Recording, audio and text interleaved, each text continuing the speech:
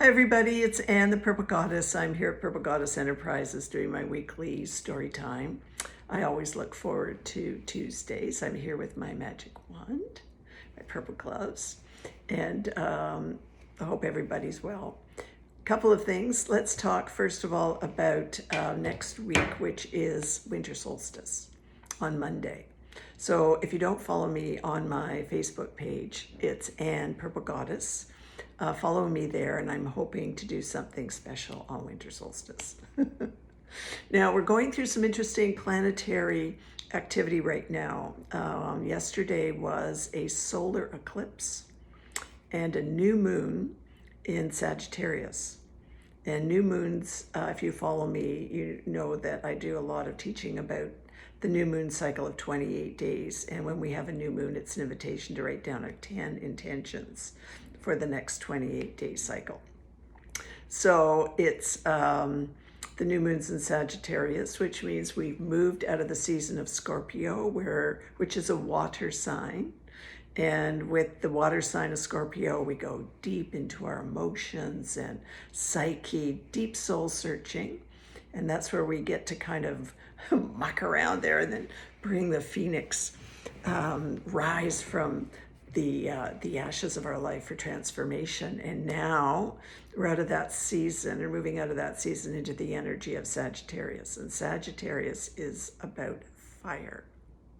Okay. So this is a time to think about where we're going to launch some fire and passion in our life. And so I want you to really think about, as we close out, this is the last new moon of 2020. This is the last time this year, with all that we've learned and all the opportunities the pandemic has given us, to think about what it is we want to manifest now. And the 28-day cycle is going to take us into January. And what is it that you want to birth, or what seeds do you want to plant that might be coming true sometime in 2021? And, in order to do your 10 intentions, I recommend that you write them down, because then they're visual to you, or draw them, which if you're artistic, like draw them down. And then you have to do the work. And the work is you plant the seed. And you know how they say that goes? It goes like this. Plant the seed, whether you draw it or write it down, 10 things, and then you wait. Wait. You wait some more. You wait some more. And then you know what happens? After you wait. Harvest. It's wonderful to see it when the goals happen. But you have to plant those seeds. So good luck with that. Now we have a great card today.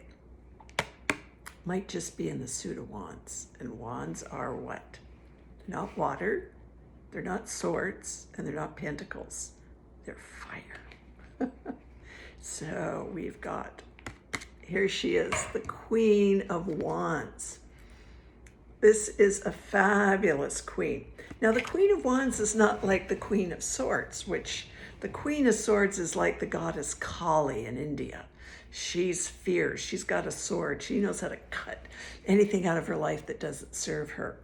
And this queen's not the Queen of Swords. This is the Queen of Wands.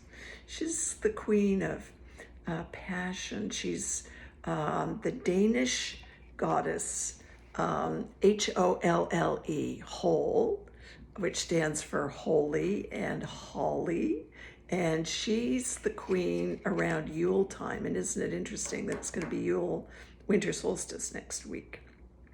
And it's a queen that kind of crowns the return of the light. And we have a lot of light in this card with the Queen of Wands. She's wearing yellow about the sun, and she's holding sunflowers. She's holding one beautiful hand here, and she's got a sunflower here. So she's turning her life towards the sun. The sunflowers just turn around to the sun. So that's our invitation now. Turn to the sun. And there's so many interesting symbols on this card. I just can't wait to share them with you. You ready? Here we go. Wow. So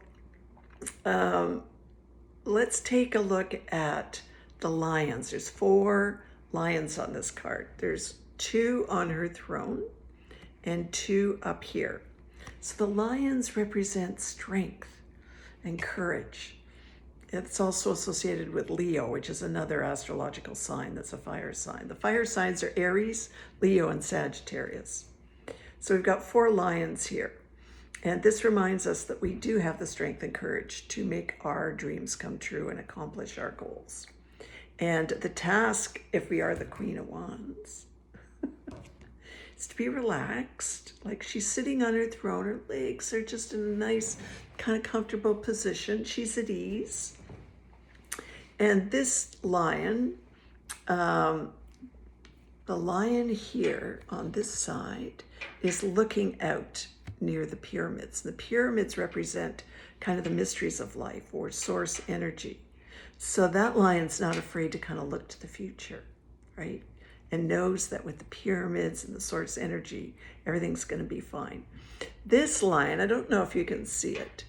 The eyes of this lion over here are looking up at the queen, sort of like the one hand, the queen's looking forward. On the other hand, her courage is wavering just a little tiny bit, and the lion's looking at her like, oh my gosh, like, are you going to do this? Can you do this? I don't know if you can see that.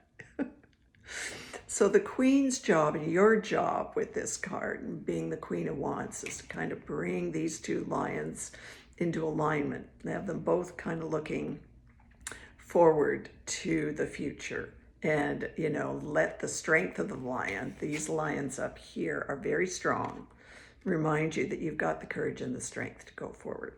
Now, and the throne goes right up, right off the card, which means she's connected to source energy, you know, as above, so below. She knows how to channel the energies of the cosmos, all right? Like she knows that she's larger than just herself. Now, let's see, there's so much. 2 very interesting characters on this, also on this card. One is this black cat. And what they say in the tarot is, sometimes when you pull the Queen of Wands, the tarot reader will say to you, where do you need to let the cat out of the bag? Where do you need to lead the cat out of the bag right now? Maybe there's a secret you've been holding on to that you need to get out. You need to share it with somebody. What are other things in your life right now where the cat's in the bag and you've got to let the cat out? Only you can answer that question. And there's also a cat brooch. There's a little brooch on her robe, and the brooch is a cat. So this is about the game of cat and mouse, which we play a lot in our life, don't we? And the game of cat and mouse is a reminder sometimes to play. And this is one of the gifts of the Sagittarius season, because people who are Sagittarius they're playful, they're action-oriented, and they love adventure. So as we go forward into this season, wear your cat brooch. Where are you going to play cat and mouse? With yourself, maybe. Have a little fun. And don't forget to catch the mouse. Now, what else do we want to say about the Queen of Wands? She's got a red shoe, which is just barely sticking out here. And red is the color of passion. So in a tarot reading, in a love tarot reading, if you pull the Queen of Wands and the King of Wands, the tarot reader will go, oh my gosh, look at the passion. These are the 2 passionate royal signs of the tarot. And if you pull both of them, like, woo, you're into a hot, steamy sexual time. So where do you need to find your sexual passion right now? And not be afraid of it, because the Queen of Wands owns her sexuality, as she owns play with the cat, as she owns her courage, and she's not afraid to line up with source. So the invitation on this card, or the invitation for you and for me, is to stay the course right now.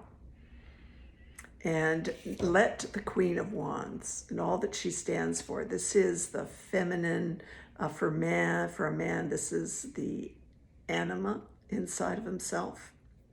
And for women, this is an opportunity to claim, and men too, and people in between to claim this beautiful, fiery, passionate self that's at ease, has a lot of confidence.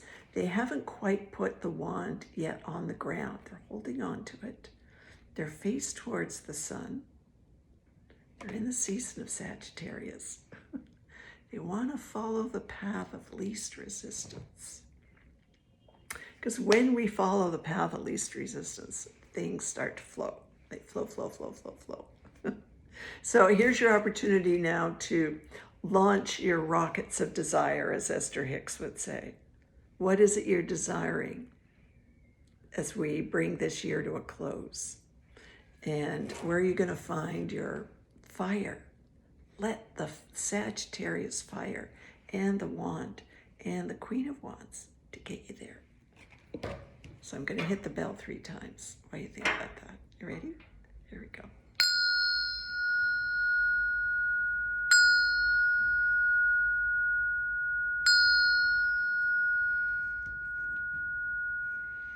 Blessed be everybody. I hope to be here a couple of times next week because it is winter solstice, Yule, and it's a very powerful time on the planet with the return of the light and the beginning of the closing out of the year. So I look forward to seeing you again soon. Blessed be till we meet again. Bye for now.